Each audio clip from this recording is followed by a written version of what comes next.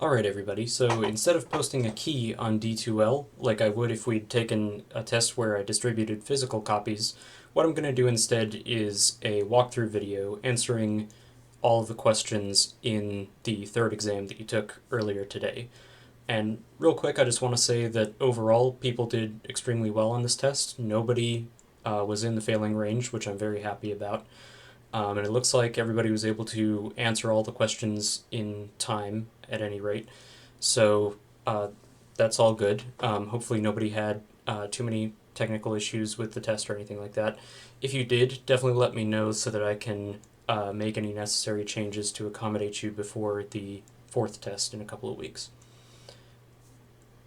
So, like I said, we're just going to go through the test questions, all the parts, and I will walk you through how to get the right answers for each of these.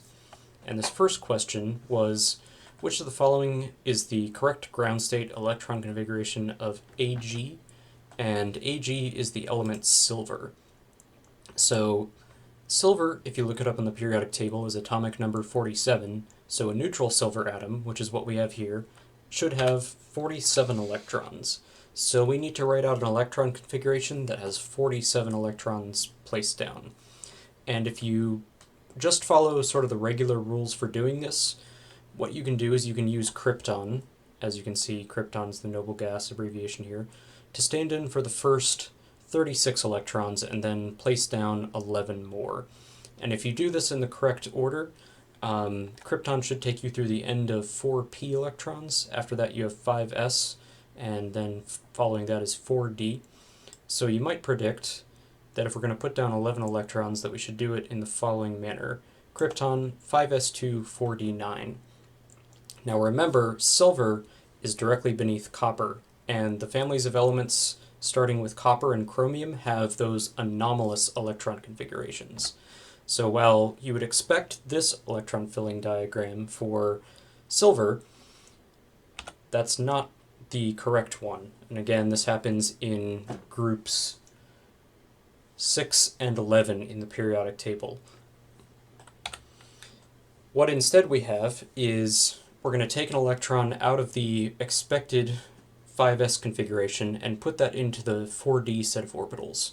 And remember, by doing this, we end up with a full set of electrons in our 4d orbitals, which is stabilizing. So the correct answer here is not krypton 5s2 4d9, it's actually krypton 5s1 4d10. So that just comes down to remembering your anomalous electron configurations. Alright, so let's move on to the second question. And this question asked you which of the following is not a valid set of quantum numbers.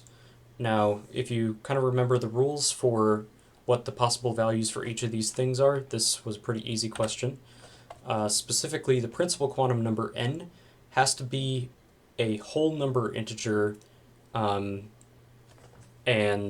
positive. So it can't be 0 or negative. It can be 1, 2, 3, 4, and so on. So given that, right away we can see that this first answer choice has n equals 0, which is not a valid value for n. And if we want to confirm that everything else is in fact a valid set of quantum numbers, we can do that. So if we go to the second answer choice, we have n is 3, that's a possible value for n. We have L is 2, that's allowed because L can be any integer between 0 and 1 less than n. So if n is 3, L could be 0, 1, or 2. And then m sub L can be any integer from negative L to positive L.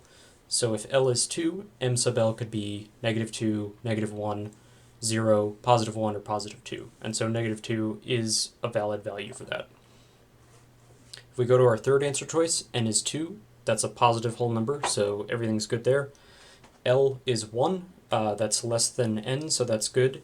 And then m sub L is 0, which is within the range of values for L. In this case, m sub L could be negative 1, 0, or positive 1, so 0 is fine there. And then finally, in that last answer choice, that's almost the same as the previous one, except for m sub L, that's negative 1, and again, that's perfectly valid for that last one. So all those are valid except for your first answer choice because n has to be a strictly positive number, not 0. Alright, so moving on to the next question, we have a set of successive ionization energies. So first ionization energy, second ionization energy, third ionization energy, and fourth ionization energy. And remember that corresponds to the amount of electrons that it requires to remove one electron from an atom, to remove a second electron from an atom that you've already removed one electron from, to remove a third electron from an atom that's already had 2 electrons removed, and so on. So if we're given a set of ionization energies, the particular values of the ionization energy are not especially significant. What we're going to look for is, to help us identify this element, which step from one ionization energy to the next involves a really large step compared to all the other steps. Because that will correspond to moving from removing a valence electron, which is relatively easy to do, to removing core electrons, which is much more difficult. And so if we look at our differences between the first and second ionization energy, that's an increase of 713 kilojoules per mole. Now, again, the particular value here isn't that significant. We're just going to compare this to the other differences. And it's worth pointing out that the fact that these are increasing is also not all that significant. You always expect each successive ionization energy to increase, even if we're going from one valence electron to another, for instance. So if we compare that to the next step, you can see I've gone with a different color, so we're probably going to be looking at something important here. That's an increase of 6,282 kilojoules per mole, almost 10 times as large as the previous step. So that's a pretty good candidate for where we have a big jump in energy increase. And then in the next step, we have 2,800 or so kilojoules per mole of difference between the third and fourth ionization energies, which is not even as big as the previous one.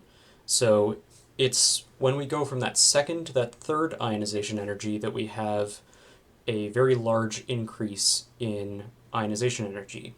So the second electron to be removed was a valence electron, but the third one would have been a core electron. That's the interpretation of that. So we're dealing with, as the question says, a third row element, and we now know that it has 2 valence electrons. So if we go through row 3, based on position in the periodic table, the third row element with 2 valence electrons is going to be magnesium. Phosphorus has 5 valence electrons, sodium has 1, and aluminum has 3. Okay, next question. Question 4. Which of the following ions will have the same electron configuration as a neutral argon atom? So remember, most ions that form, at least as part of compounds, have noble gas electron configurations, at least for main group elements. So a lot of ions probably have the same electron configuration as a neutral argon atom, which would have 18 electrons, since argon is atomic number 18. But of these choices, only one of them will have the corresponding electron configuration. And for these choices, all we really need to do is look for which of them has the same number of electrons as argon. So if we go through, the chloride ion, Cl-, chlorine is atomic number 17. So if we add an electron to that to get a negative charge, we're going to have 18 electrons. Sodium is atomic number 11, so Na+ has 1 fewer electron than that, which is 10. Ar+, not to be confused with argon, that's if you take an argon atom and remove an electron from it, you're going to have 1 less than 18 or 17 electrons. And finally, for gallium 3+ there, gallium is atomic number 31, so take away 3 electrons to give a tri-positive charge, and you have 28 electrons. So only chloride there matches the electron number for argon, so only that could have the same electron configuration. So the correct answer there is chloride. Finally, let's look at the last multiple choice question. If you could handle the previous question, this one's probably pretty easy. It says an unknown ion with a +3 charge has 24 electrons. Which ion is it? So you can see we have 4 choices there, which are all tripositive ions. Which one of those has 24 electrons? It's going to be the one where if you take 3 electrons away from the neutral atom, we're going to end up with 24. So what number is 3 more than 24 essentially is 27. So we're going to be looking for atomic number 27, which is cobalt. As you can see, this third answer choice, cobalt starts with 27 electrons. If we take away 3, we're going to end up with 24. And for all the other elements here, you can see how many electrons you end up with after you remove 3 from a neutral zinc, scandium, or chromium atom, respectively. Alright, so those are your multiple choice questions. Correct answer there was cobalt. Let's move on to the free response. So for this first question, you had to submit this question through D2L, and it doesn't look like anybody really had any trouble with this. A couple of you emailed me the answer to this, and that's totally fine too. So for this, and with any electron configuration, it's always important to remember how to fill out the orbitals in order, and of course for that we have this diagram in the upper right corner. This is something that I showed you quite a few times in class before we ended up suspending classes, so hopefully this is familiar to everyone. So what we need to do is figure out what the correct orbital filling diagram is, and how many unpaired electrons we have as a result of that. So our first diagram that we need to write out is for titanium 3+. Now titanium is atomic number 22, so if we take away 3 electrons from that, we're going to have 19 electrons. Now we're going to use noble gas abbreviations to help us out here a little bit. The noble gas with the most electrons that's still fewer than 19 is going to be argon with 18. So that takes up all but one of the electrons we need to place. Now, argon takes us through 3p, so you might expect the next orbital to be filled out would be 4s. And if we had a neutral atom, that's actually what we would do. However, in the case of a transition metal ion, remember, we actually don't end up with electrons in the s orbitals. We have electrons in the d orbitals. So to remind you of this, let's actually pull up the relevant slide.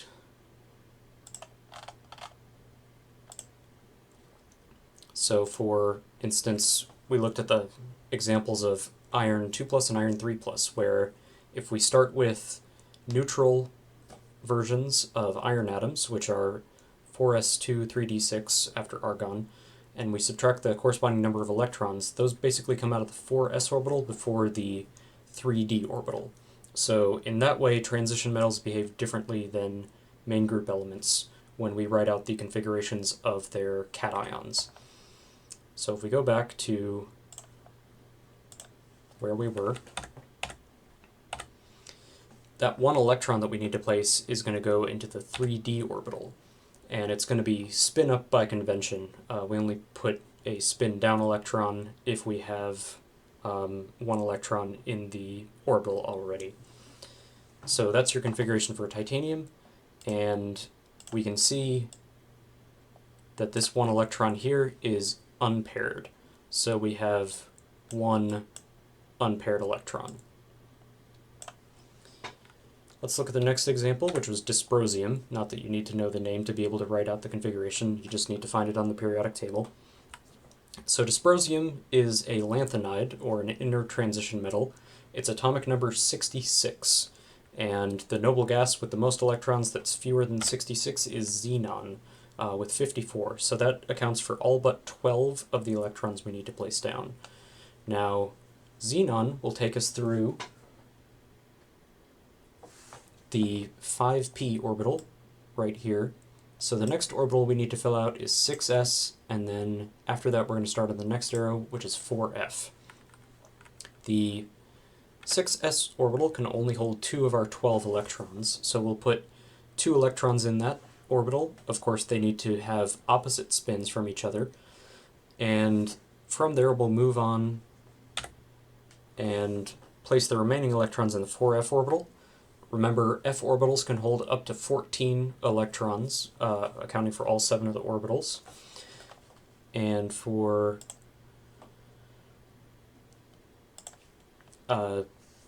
here, we only need to place down 10 more electrons to get to our total of 12 more than xenon. So the first 7 go in their own orbitals before we have to start pairing them together. And so once we put down 10 electrons, we have these 4 here remaining as unpaired electrons. So dysprosium has that electron configuration, and it has 4 unpaired electrons. Alright, next example, we have nickel 2+, another transition metal ion. Again, this is going to be able to use argon in its noble gas abbreviation. Nickel has 28 electrons, take away 2 is 26. The noble gas with the most electrons less than 26 is argon at 18, so we can write down argon, and we need to place 8 electrons after that. And again, since this is a transition metal, those will all end up in this case 3d orbital, and that can hold all 8 electrons that we need to account for. After placing those down in the correct fashion, we can see that we have 2 electrons here that are unpaired, and so this is going to have 2 unpaired electrons. Next example, we have the phosphide ion, P3-. This actually has the same electron configuration as a noble gas, which is actually argon. Phosphorus itself has 15 electrons, and if we add 3 to that to give it a tri-negative charge, that's just going to have the same electron configuration as argon. And if you wrote down just argon in brackets, I gave you full credit for that because that is the correct configuration for that. If you want to be a little bit more specific though, and basically show 3 electrons being added to regular phosphorus configuration, you can do that as well. So we could also have neon 3s2, 3p6, and 2 electrons exactly fill the 3s orbital, and 6 electrons exactly fill your 3p orbitals. All of the electrons are paired in this example, so there are no unpaired electrons in your phosphide anion.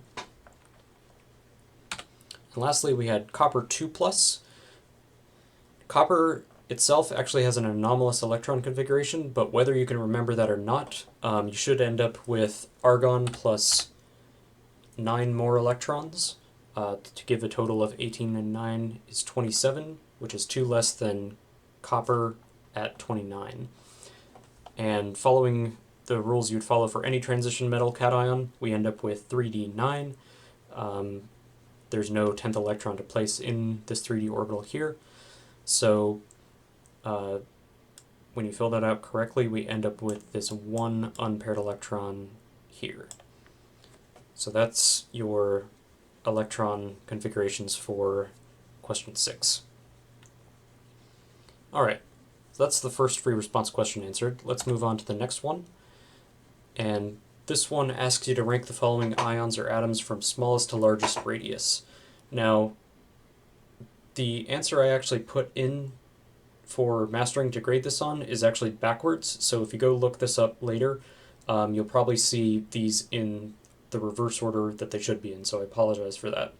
Also, it would have counted your grade wrong, and I did go back and hand grade the whole test. Your score on mastering is not your test score. That's been posted to D2L if you're curious to see what you made. So the correct order is this order right here, where we're going from smallest to largest radius. Now, if we look at the first 3 examples here, sulfide ion, chloride ion, and potassium cation, those all have 18 electrons. So to compare those, since they all have the same number of total electrons, we can just go with which one is the most positive is going to be the smallest and the one that's most negative will be the largest.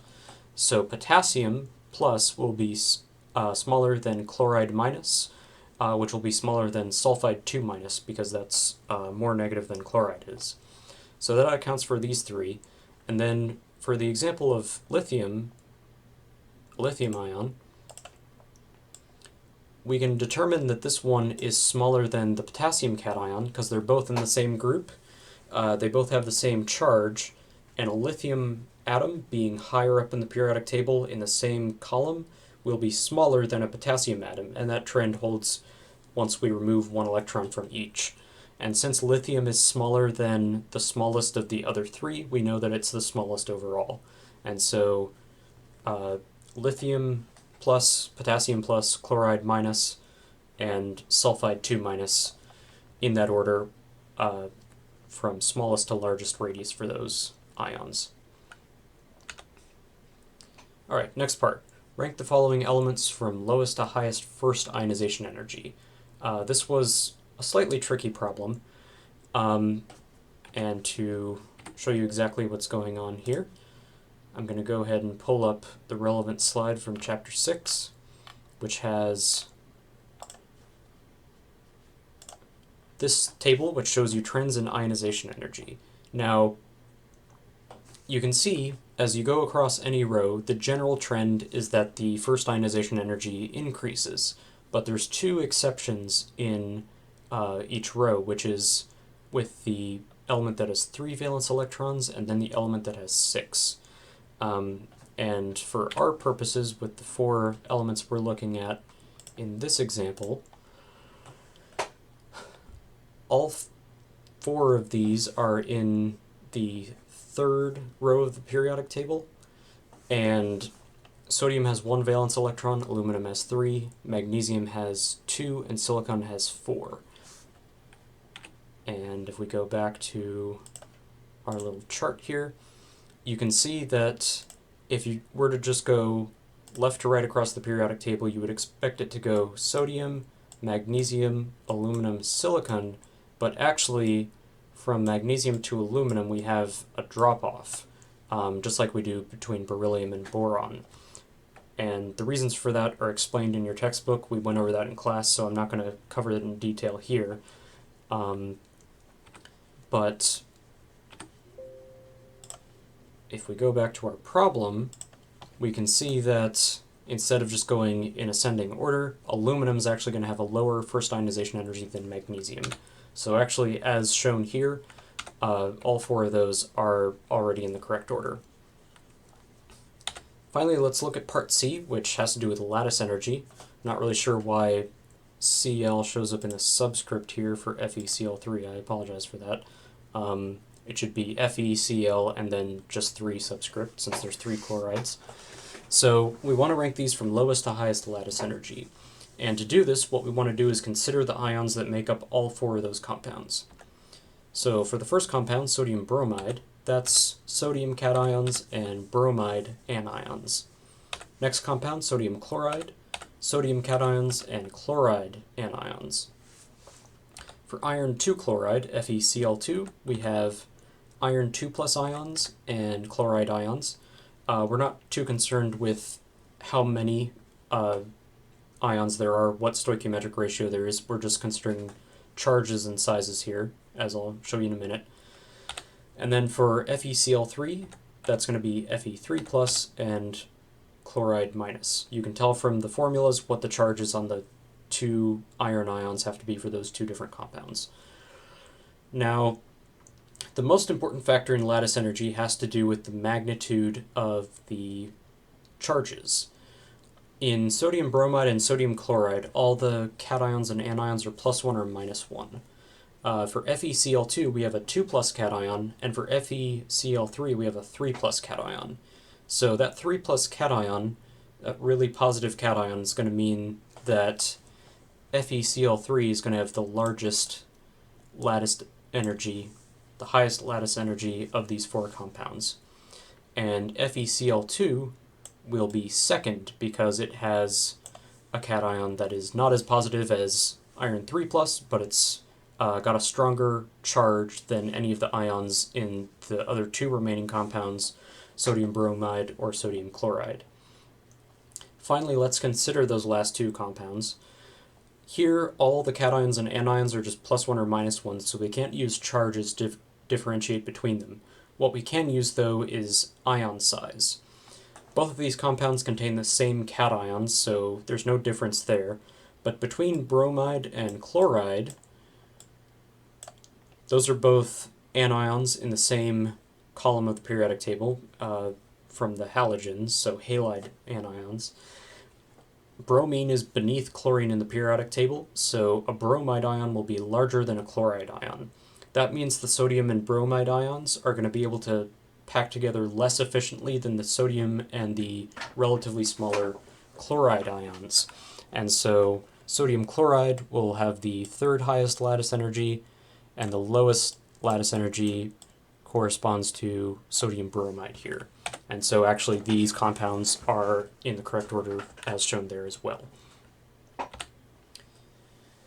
Okay, let's move on to the next question, question 8. This has to do with emission lines in the hydrogen spectrum.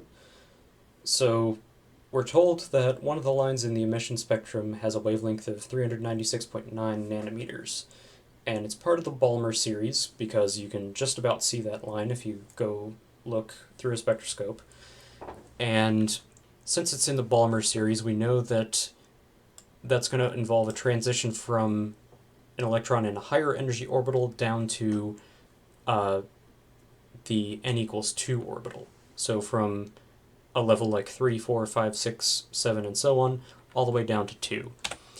And if we want to solve for that, what we can do is we can use the Rydberg equation, and it has this form: 1 over the wavelength equals the Rydberg constant multiplied by the difference of the inverse squares of 1 over n1 squared minus 1 over n2 squared. We know what the wavelength is, we know what the Rydberg constant is, that's on your formula sheet, which I posted on D2L, and we know what n1 is because they told us that. So what we can do is we can take that equation, actually put some numbers in it. We can keep the wavelength in nanometers because we have a version of the Rydberg constant that is in inverse nanometers, so those units will cancel out. So your wavelength there is in blue, Rydberg constant's in red, your n1=2 is substituted in here in orange, and what we want to do is solve for n2. Importantly, we want to solve for n2, not n2 squared. So we have n2 kind of buried in this formula. The first step is going to be to divide both sides by the Rydberg constant. So that gives us, on the left-hand side, 0.22967. And since we've gotten rid of the Rydberg constant, we now just have what was in parentheses in the previous step, so that's 1 over 2 squared, or 1 over 4, minus 1 over n2 squared. Alright, so the next step, since we have some addition or subtraction, is going to be to subtract 1/4 from both sides, or subtract 0.25 from both sides. So that gives you negative 0.02033, and so on the left side, and then on the right side we have negative 1 over n2 squared. Remember, it was being subtracted, so we still have a minus sign. We can get rid of both of the minus signs so that everything's positive. We can also multiply both sides by n2 squared, so that gives us, on the left now, 0.02033 times n2 squared, and that's now just equal to 1. Since we got rid of the denominator by multiplying both sides by n2 squared. Now we have a number multiplied by n2 squared. The next step will be to divide both sides by that number. So we're dividing both sides by 0.02033. And that gives you n2 squared is about 49.19 and change. And so finally we're at a stage where we can directly solve for n2 by taking the square root of both sides. And that gives you about 7.01 ... And remember, all of the principal quantum numbers have to be whole numbers, so you should interpret that as n2 is 7. So that's a 7 to 2 transition. Alright, so that's how you answer part A. It's just one formula, but a lot of algebra. Let's look at part B next, where it asks what the frequency of the light is in part A. So what we need for this is the relationship between speed of light, the wavelength, and the frequency. We want to solve for the frequency, which is our lowercase Greek letter nu there in pink. We know what the wavelength is, that is lowercase Greek letter lambda in blue. And we know what the speed of light is because that's a constant. So if we plug in numbers we already know, we have 3 times 10 to the 8th meters per second on the left side. On the right-hand side, we have our wavelength. You need to divide that by 1,000,000,000 to convert from nanometers to meters because C is in meters per second, not nanometers per second. And we want to solve for nu. So divide both sides by the wavelength, and we get nu is 7.55 times 10 to the 14th inverse seconds, or that unit is functionally equivalent to hertz. So 7.55 times 10 to the 14th power. All right, next part of this question, what's the energy in joules of a photon emitted in this transition? For this, we're going to need our answer to part B. So just keep in mind the 7.55 times 10 to the 14 hertz is from part B here. The energy of a single photon is going to be Planck's constant times that frequency. And Planck's constant is another number that you can just look up on your formula sheet. 6.626 times 10 to the minus 34 joules seconds. Multiply that by the frequency from the previous step, and that gives us 5.019 times 10 to the minus 19 joules for a single photon. And then part D asks, what's the energy in kilojoules of 1 mole of those photons? So basically all we need to do is take the number from part C, which is for a single photon, and scale it up by a factor of a mole, which is Avogadro's number, 6.022 times 10 to the 23rd. And we want to convert from joules to kilojoules. So for 1 mole of photons, we multiply that by the amount of energy for 1 photon. And we're going to cancel joules with this conversion factor here. And we end up with kilojoules, which is exactly what we want. And that ends up being about 301 kilojoules. So that's your answer to part D. Finally, we find ourselves at the bonus question.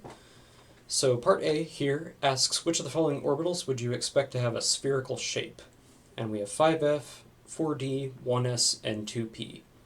Now, notwithstanding the fact that I didn't ask you to know what the shapes of d or f orbitals were, and so you can just from that narrow it down to 1s and 2p, spherical shapes are very strongly associated with one type of orbital in particular. So those are s orbitals. You might remember this slide from the Chapter 5 lecture slides. As we go from 1 to 2 to 3 in principal quantum numbers, we end up with nodes, but all of these are spherically symmetric electron probability distributions. And so our 1s orbital is going to be spherical in shape. P orbitals, which we'll see in the next slide, are dumbbell-shaped, or so. In fact, that's kind of what this question here is asking. So it asks, what's the value of L for the orbital shown below? Now, that dumbbell shape, again, tells you that this is a p orbital, the only other type of orbital that I asked you to know the shape of. And remember that different values of L correspond to s, p, d, and f. And for a p orbital, we have a value of L is 1. So the correct answer here is L is 1.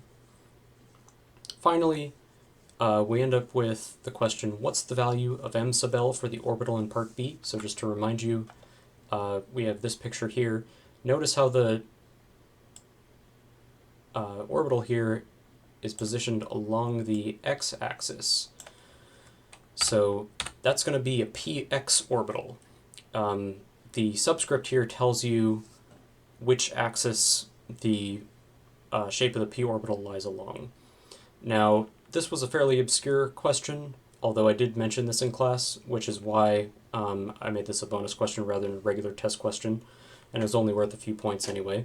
But just going in alphabetical order, x, y, z, we have our 3 values of m sub L. So if L is 1, m sub L can be -1, 0, or +1.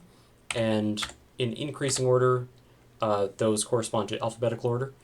And so for a px orbital, m sub l is going to be -1. So the correct answer here was -1.